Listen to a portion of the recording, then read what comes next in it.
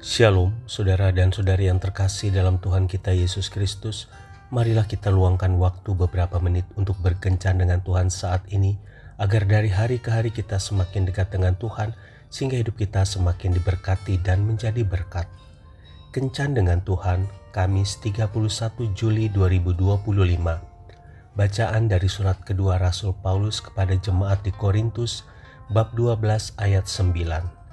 Cukuplah kasih karuniaku bagimu, sebab justru dalam kelemahanlah kuasaku menjadi sempurna. Demikianlah sabda Tuhan, syukur kepada Allah. Saudara dan saudari yang terkasih dalam Tuhan kita Yesus Kristus, suatu ketika seorang pemuda bernama Malcolm diserang oleh seorang induk beruang di dalam hutan. Induk beruang itu meremukkan tulang di tubuhnya dan menancapkan cakarnya pada wajah Malcolm dan mencakar lurus hingga ke kepala bagian belakang. Selama 8 tahun ia berulang-ulang menjalani operasi pemulihan, namun itu semua tidak memberi hasil yang baik. Ia memandang dirinya sebagai si buruk rupa. Suatu ketika karena kecewa, ia naik dengan kursi rodanya ke atap lantai 10 gedung pusat rehabilitasi dan siap untuk menerjunkan dirinya ke bawah. Tiba-tiba ia mendengar suara ayahnya yang berkata, "Malcolm, tunggu sebentar. Setiap manusia memiliki bekas luka di suatu tempat yang tersembunyi dalam dirinya. Rata-rata mereka menyembunyikannya dengan senyuman, kosmetik, dan pakaian indah. Kebetulan kau harus memakai bekas luka itu pada bagian luar. Namun kita semua sama, anakku. Kita sama-sama punya luka."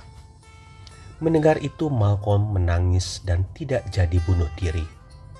Paul Jeffers, seorang wiraniaga terkenal, berkata, "Halangan diberikan kepada orang-orang biasa agar mereka menjadi luar biasa."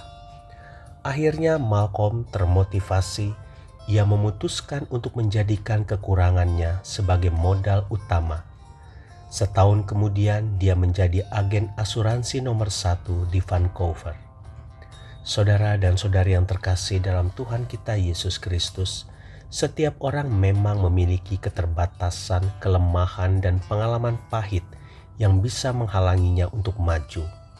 Rasul Paulus pun mempunyai duri di dalam dagingnya, namun ia tidak menjadikan kelemahan itu sebagai penghalang baginya untuk menjadi alat Tuhan. Saudara dan saudari yang terkasih dalam Tuhan kita Yesus Kristus, apakah yang menjadi penghalang hidup kita untuk maju?